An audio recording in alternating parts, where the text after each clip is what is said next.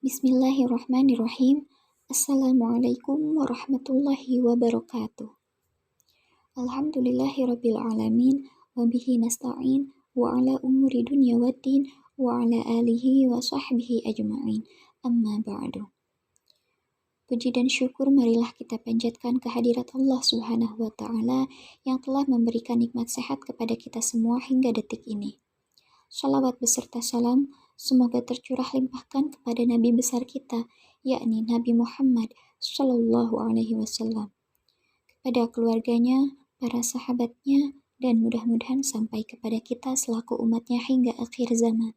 Amin. Hadirin yang dirahmati oleh Allah, suatu hari seorang ulama besar dari kalangan tabi'in, yaitu Imam Hasan al-Basri, pernah menasehati murid beliau dengan satu kalimat yang luar biasa.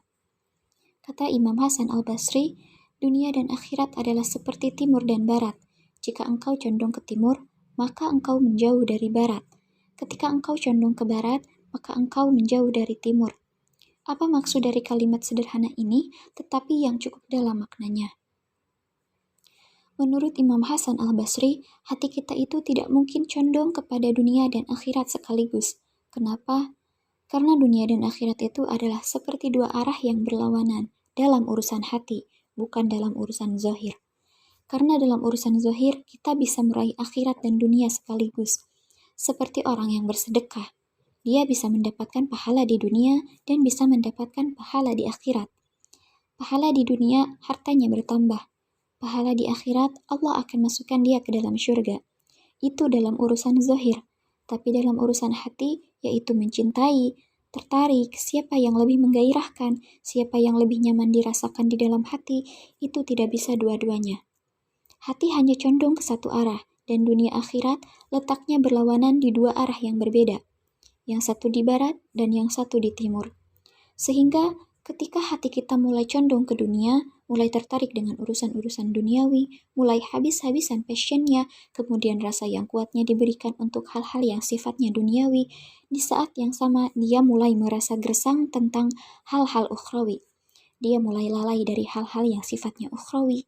Dia mulai enggan tentang hal-hal yang ukhrawi. Dia merasa tidak tertarik tentang hal-hal yang ukhrawi. Itulah hati. Sebaliknya, ketika dia menjauh dari dunia, maka dia mulai merasakan indahnya beribadah kepada Allah, mulai merasakan indahnya berdoa kepada Allah, mulai merasakan indahnya tahajud, mulai merasakan rindunya kepada syurga, mulai merasakan bencinya kepada dosa dan api neraka. Rasa itu terbangun dengan sendirinya ketika dia condong ke salah satu arah.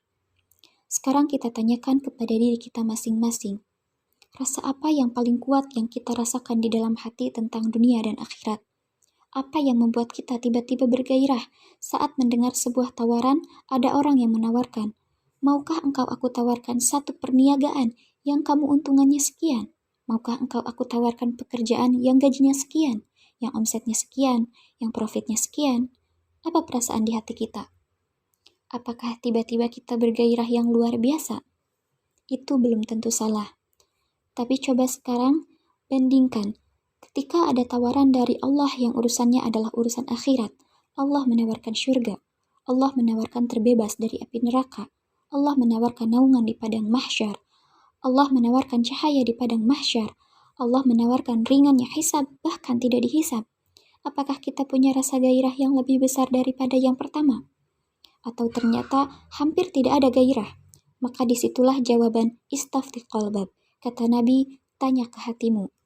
Ternyata hati itu akan mengatakan, aku lebih condong kepada dunia daripada akhirat. Sehingga siapapun yang hatinya lebih condong kepada dunia daripada akhirat, maka dia termasuk kepada orang-orang yang punya penyakit hati, wahan, hubbud dunia. Penyakit itu adalah awal dari kelemahannya. Ini yang harus kita coba introspeksi di bulan Ramadan. Kita coba banding-bandingkan, mana yang lebih menggairahkan di hati kita urusan dunia dengan akhirat, urusan pekerjaan, urusan karir, urusan ketenaran, urusan sosial media, urusan teman-teman dan geng kita, atau urusan Allah, urusan Rasul, urusan agama, urusan ibadah, urusan syurga dan neraka, mana yang lebih menggairahkan di dalam hati kita. Sehingga Imam Al-Ghazali mengatakan, dasarnya ilmu adalah mencintai akhirat lebih daripada dunia, Siapapun yang mencintai dunia lebih daripada akhirat, maka sulit bagi dia mengerti ilmu Al-Quran, hadis, syariah, dan yang lain-lainnya. Allah Subhanahu wa Ta'ala berfirman, "Kalla bal tuhibbunal ajilah wa tazarunal akhirah."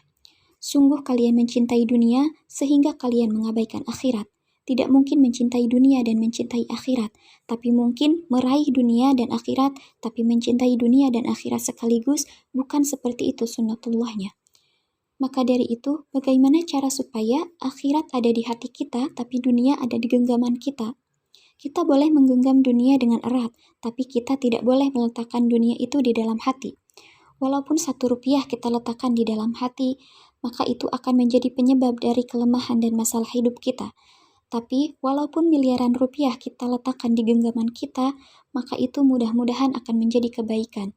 Permasalahannya adalah, dunia itu di genggaman atau di hati. Barakallahu fikum.